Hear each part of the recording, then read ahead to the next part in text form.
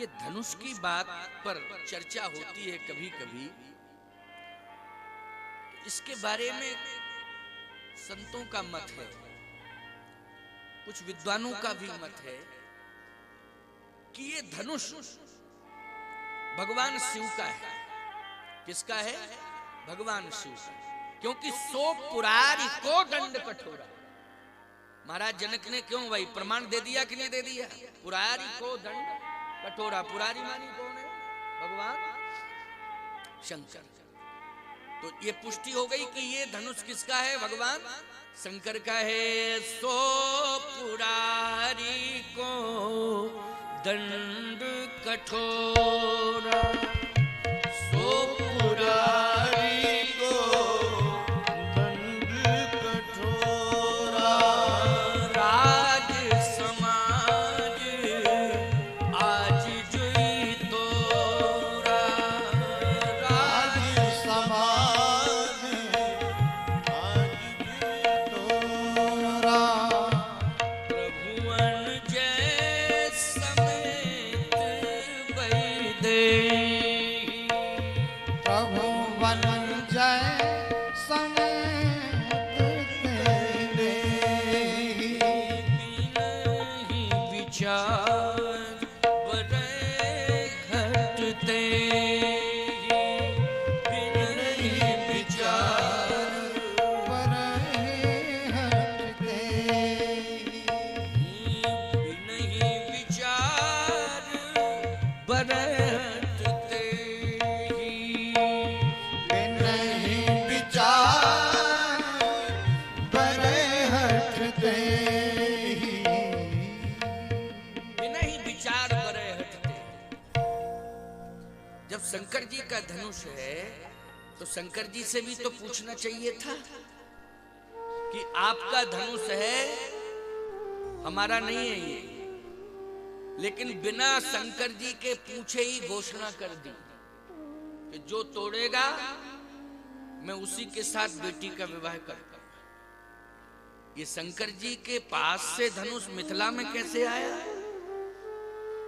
भगवान शिव का अगर धनुष है तो क्या भगवान शंकर स्वयं लाए थे, मिथिला में रख के चले गए?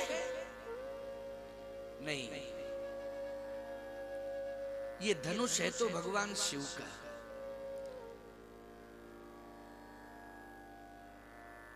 लेकिन भगवान शिव ने इस धनुष को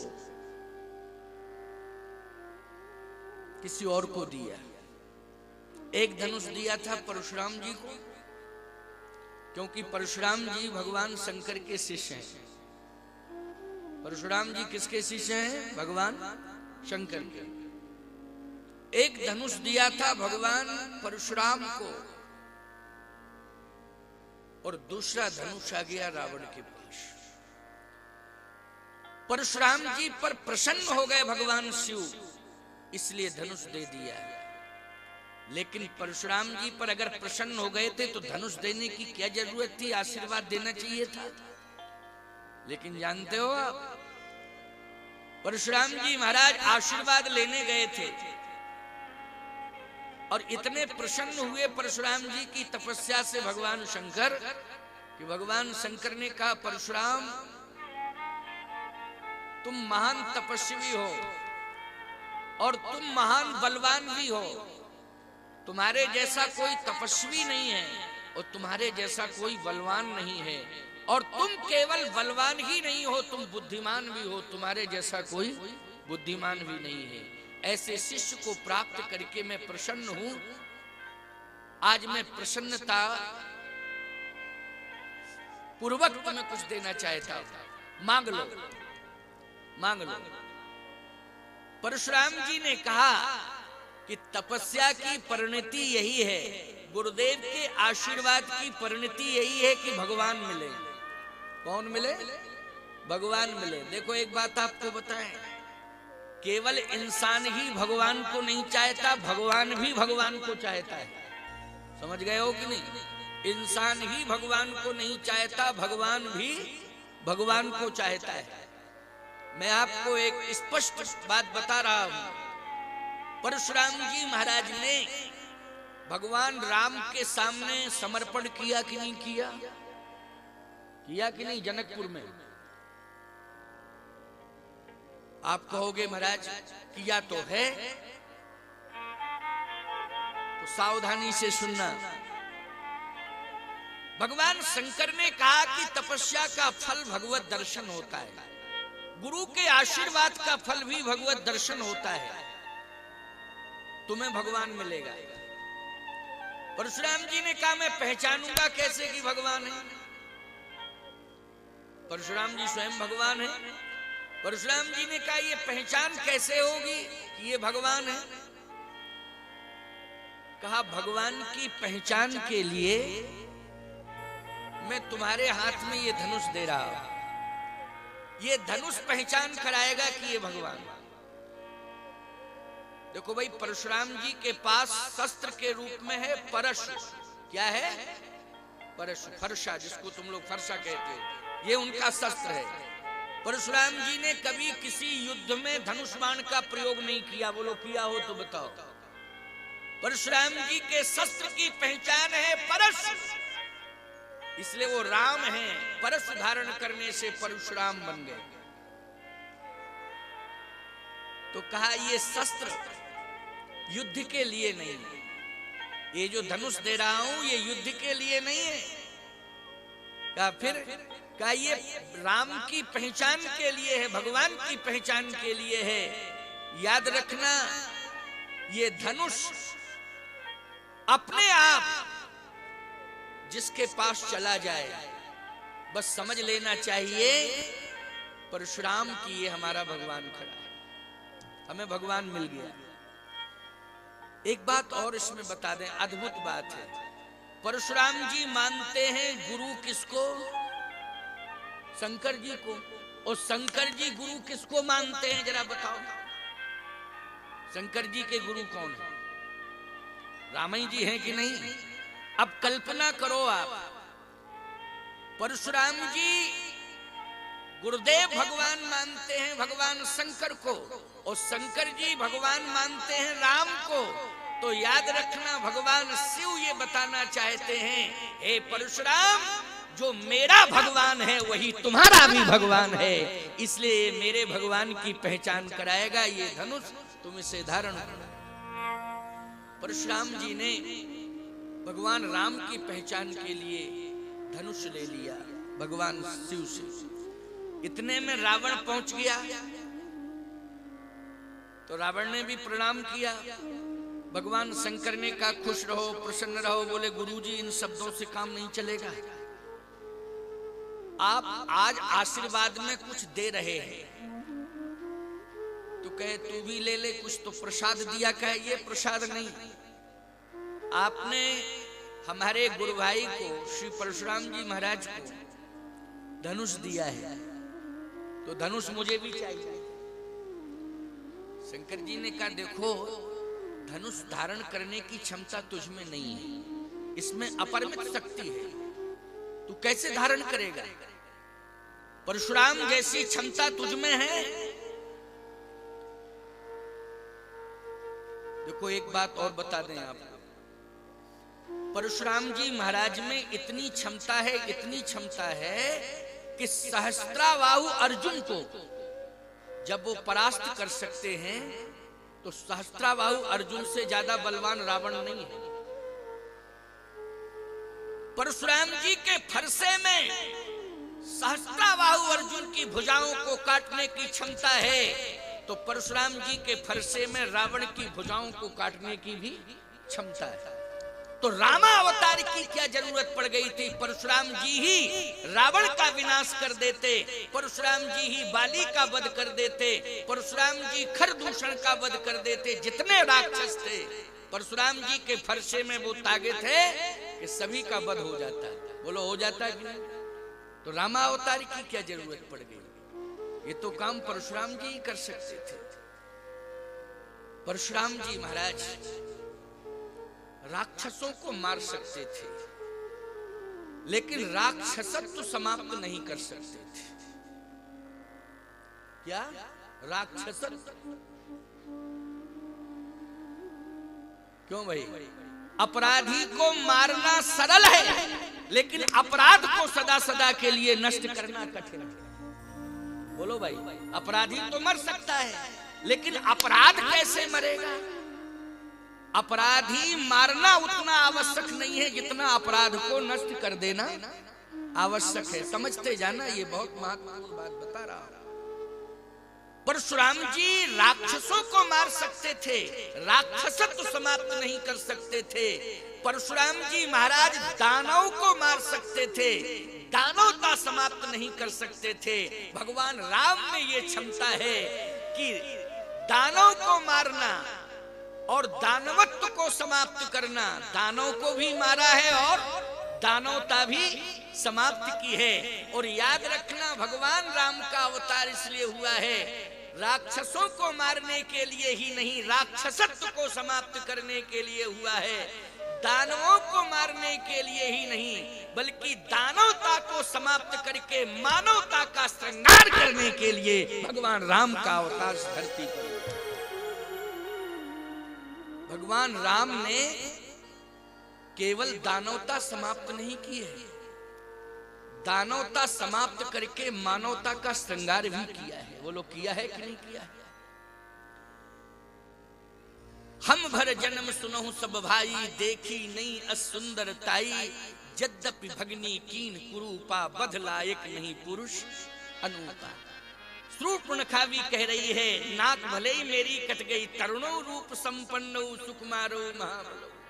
क्यों भाई, वो भी प्रशंसा ही तो कर रही है। भगवान के रूप, सौंदर्य, शीलता और विनम्रता की प्रशंसा कर रही है। बोलो, हृदय परिवर्तन हुआ कि नहीं हुआ? खरदूषण मारने के लिए आया था, लेकिन मरने को तैयार है। वो मरने के लिए तैयार है। तो परशुराम जी बलवान तो हैं, वो रावण को मार सकते हैं, लेकिन रावणत्व खत्म नहीं कर सकते थे। भगवान राम रावण को ही मारने नहीं आए, रावणत्व समाप्त करने आए। दानव को मारने के लिए ही नहीं आए, दानवता को समाप्त करके मानवता का श्रृंगार करने के लिए भगवान का अवतार हुआ।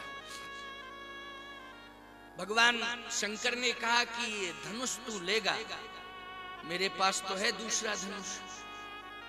क्या हाँ, धनुष ही लूंगा। अच्छा, धनुष को धारण करने की क्षमता तुझ में है? रावण बोला, हम में तो इतनी क्षमता है कि धनुष आपके कंधे पर है और आप बैठे कैलाश पर्वत पे, देख लो हमारी ताकत। उसने हाथ यूं किए और कैलाश ही उठा दिया। पार्वती जी बोली, बहुत ही मूर्ख चेला है, फाउंडेशन हिला दिया इसने, यहाँ से जो देना लेना हो तो दो लो, यहाँ से जावे। ये कितना खुरापाती है, इसने पूरा कैलाश ही उखाड़ दिया। इस तरह के शिष्यों को क्यों स्वीकार किया, आप समझ में नहीं आता। भगवान शंकर बोले, अब तो आ ही गया, क्या किया जाए, चलो चलो देते हैं, ले जाए। लेकिन रावण, देखो, सेवा के माध्यम से गुरुदेव के द्वारा जो मिल जाए वो कृपा प्रसाद है, लेकिन दबाव पूर्वक कोई शिष्य किसी गुरु से ले, ये श्राप है। समझ लेना इस बात को। बिना सेवा के दबाव बना करके गुरु से कोई अधिकार लेता है तो ये श्राप है, ये प्रसाद नहीं है। इस बात को समझ लो, ये मुख्य बात है। परशुराम जी ने तो समर्पण किया था, लेकिन रावण ने समर्पण नहीं किया शिव जी के सामने। वो एक कथा अलग है कि उसने मस्तक चढ़ा दिए, कई बार मस्तक चढ़ाए, काट काट के शिव जी को प्रसन्न किया। प्यारे, ये रावण का समर्पण नहीं था, ये रावण का छल था। क्या था? छल था। मैं इसे समर्पण को नहीं मानता हूं। किस बात का समर्पण है? बेटा या शिष्य गुरु के सामने जावे और पहले पत्र लिख देवे कि अगर हमारी मौत हो तो 302 में गुरु जावेंगे, और गुरु के सामने जो है अपना प्राण त्याग दे। क्यों भाई? वो अगर पुलिस के हाथ में वो पत्र लग गया तो ईमानदारी से बताओ, गुरु को सजा होगी कि नहीं होगी? जल्दी बोलो, होगी सजा कि नहीं होगी? इसको समर्पण कहोगे? एक फंसाने की प्रक्रिया है। रावण ने तो ये प्रदर्शन करके गुरु को छला है। और छलने के बाद अधिकारों का दुरुपयोग किया है। बोलो किया है कि नहीं किया? प्रभाव का दुरुपयोग किया, महात्माओं को परेशान किया, यज्ञ नष्ट किए, गौशाला में आग लगाई। बोलो दुरुपयोग किया कि नहीं किया? भगवान शंकर तो पछताए, वरदान दे करके रावण को पछताए शंकर जी। जैसे भस्मासुर को देके खुदाई नचे, क्यों नचे कि नहीं? भगवान को विश्व मोहिनी बन करके बचाना पड़ा शिव जी के अस्तित्व को। तो प्यारे, थोड़ा सोचने की जरूरत है, समझने की जरूरत है। जरा विचारवान श्रोताओं विचार करो। आज भगवान शिव ने रावण के हट करने पर एक धनुष दे दिया। ये वही वो पिनाक, सो पुरारी को दंड कठोरा, राज समाज आज जोई तोरा, वही पिनाक है। लेकिन शिव जी ने देने के साथ साथ प्रसन्नता से नहीं दिया था, अंदर से बड़ी गिलानी है। शाप मिल गया रावण को कि रावण, परशुराम के लिए मेरा दिया हुआ धनुष वरदान है और तेरे को जो धनुष में दे रहा हूं ये श्राप है। परशुराम को राम मिलेंगे। कौन मिलेंगे? राम मिलेंगे। इष्ट के रूप में राम मिलेंगे परशुराम को, मेरा इष्ट मिलेगा। लेकिन तुझे भी राम मिलेंगे, लेकिन शत्रु के रूप में राम मिलेंगे। मिलेंगे कि नहीं? राम शत्रु के रूप में मिलेंगे। माध्यम यही धनुष बनेगा, यही तेरी मृत्यु का कारण होगा। क्योंकि राम इस धनुष को तोड़ेंगे, और जब इस धनुष को राम तोड़ेंगे तो सीता वरण करेंगी राम का, और जब सीता वरण करेंगी राम का तो तू सीता का हरण करेगा और राम तेरा मरण करेगा। राम तेरा मरण करेंगे।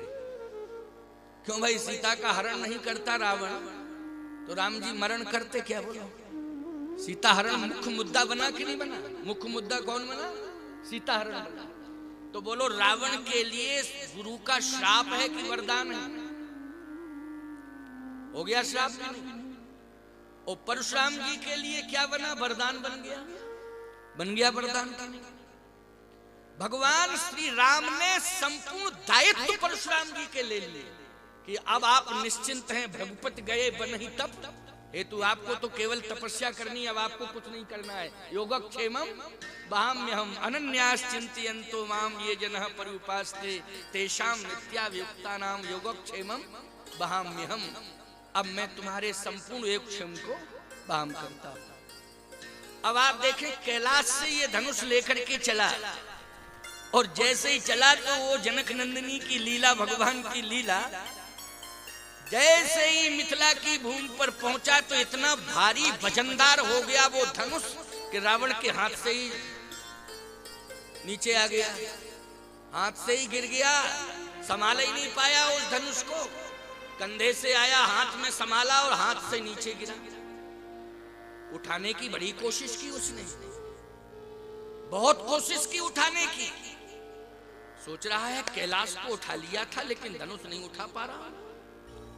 कैलाश से भी ज्यादा वजनी हो गया ये धनुष। तो याद रखना, इस धनुष को पृथ्वी ने पकड़ लिया था। किसने पकड़ लिया था? पृथ्वी ने पकड़ लिया था। बोलो, पकड़ लिया था कि नहीं? क्योंकि पृथ्वी का संबंध किससे है? जनक नंदिनी से है। बोलो, है जनक नंदिनी से कि नहीं? पृथ्वी ने पकड़ लिया था। रावण ने पूरी कोशिश की, लेकिन धनुष उठा नहीं पाया। जनक जी आए, जनक जी ने कहा परेशान होने की जरूरत नहीं है, अगर नहीं उठ रहा है तो ये सुरक्षित रहेगा, और अगर किसी भी प्रकार का कोई खतरा होगा धनुष पर, आपका है ये, तो आपको इंफॉर्मेशन जरूर दी जाएगी।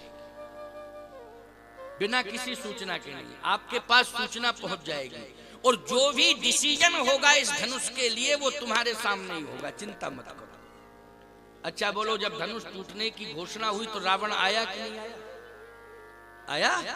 आप भी कह रहे हो कि यहाँ आया, तो आया, कहीं ना कहीं सूचना तो मिली तभी तो आया। जनक जी ने किसी न किसी प्रकार से सूचित किया होगा, तभी तो रावण आया।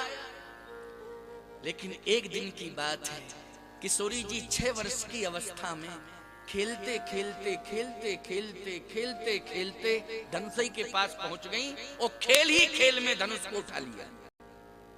जिसको रावण उठा नहीं पा रहा था, किशोरी जी ने 6 वर्ष की अवस्था में खेलते खेलते खेलते खेलते पहुंची और धनुषई को खेल बना लिया और खेल ही खेल में धनुष उठा लिया। महाराज जनक ने कहा, अरे चलत दशानन डोलत धरनी, रावण चलता है तो पृथ्वी कांपती है, कैलाश पर्वत को भुजाओं से उठा लेता है, इतना बलवान है, लेकिन धनुष को नहीं उठा पाया था। मेरी बेटी ने खेल ही खेल में उठा दिया। इसका मतलब है कि धनुष में शक्ति है, मेरी बेटी आदि शक्ति है। आज मैंने निर्णय ले लिया कि मेरी बेटी आदि शक्ति है। और बोलो सीता जी क्या है, आदि शक्ति है कि नहीं? आदि शक्ति जहीं जग उपजाया, सो अवतरे मोर ये माया, सो अवतरे मोर ये माया। आदि शक्ति जहीं जग उपजाया, सो अवतरे मोर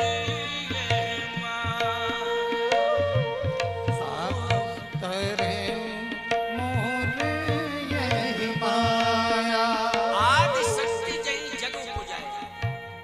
श्री किशोरी जी शक्ति नहीं है, आदि शक्ति है। आदि शक्ति जगतोद्धारिणी मोक्षदायिनी भुवनेश्वरी तिरहुत नंदिनी वैदेही जानकी आदि शक्ति है। आदि शक्ति की कोई अवस्था नहीं होती, समझ रहे हो कि नहीं? क्या आदि शक्ति का अवस्था से मूल्यांकन करोगे? मैं पूछ रहा हूं। आदि शक्ति अनेक रूप धारण करती है, उसमें क्षमता है। कहो जन्म में शिशु बन जाए और जन्म के तुरंत 5 ही मिनट बाद विराट स्वरूप हो जाए। बोलो भैया, है? ये तो एक लीला में 6 वर्ष की अवस्था दिखाई दे रही है, लेकिन आदि शक्ति में वो सामर्थ्य है कि वो शिशु बन जाए, कहो विराट बन जाए, अनेक रूप उसके हो जाए। महाराज जनक ने कहा कि आदि शक्ति है, ये लीला है कि मुझे 6 वर्ष की बेटी दिखाई दे रही है, लेकिन वास्तव में ये बेटी नहीं है, ये तो आदि शक्ति है। और आदि शक्ति का वर्णन यदि कोई कर सकता है तो वो परब्रह्म कर सकता है, इसके अलावा और कोई नहीं कर सकता है।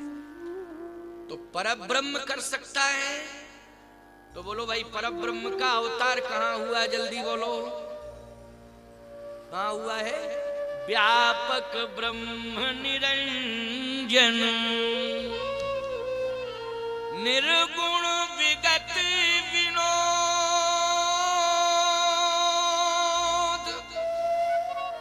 सो अज प्रेम भगति वस कौशल्या की गोद। वो तो कौशल्या की गोद में अयोध्या में आया। ये ब्रह्म है, परब्रह्म है। और श्री किशोरी जी क्या है? आदि शक्ति है। न तो परब्रह्म की अवस्था का कोई मूल्यांकन, यदि कोई करने लग जाए तो मूर्ख है। क्या है? मूर्ख है। अगर अवस्था का मूल्यांकन होता तो महाराज श्री दशरथ ये कैसे कहते कि जाकर नाम सुनत शुभ होई, मोरे ग्रह आवा प्रभु सोई। मेरे घर में तो प्रभु आया है, अब प्रभु की कौन उम्र है जरा सोचो। वो शिशु रूप में, अरे कौशल्या के सामने तो विराट रूप में आया था, निजायुधभुजचारी, लेकिन कीजे शिशु लीला प्रार्थना की तो शिशु बन गया। क्यों भाई, बन गया कि नहीं? उसी अयोध्या में चतुर्भुजी रूप में आया और वहीं तुरंत ही अनुरोध करने पर शिशु बन गया, रोने लगा, लीला करने लगा। ये क्षमता मनुष्य में है कि परमात्मा में? बोलो, ये परमात्मा में क्षमता। संसार की सामान्य बेटी के लिए ये निर्णय नहीं लिया जनक ने कि 6 वर्ष की अवस्था में लिया हो, आदि शक्ति के लिए निर्णय है।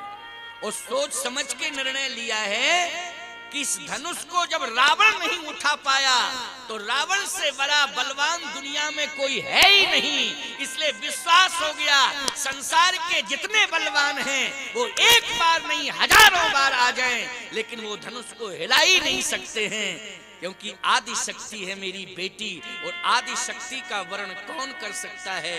बोले आदि शक्ति का वर्ण परब्रह्म कर सकता है। और परब्रह्म धनुष उठाने की बात छोड़ो, उसके हाथ में पूरा ब्रह्मांड ही है, वो तो ब्रह्मांड को उठा सकता है, ये तो धनुष है।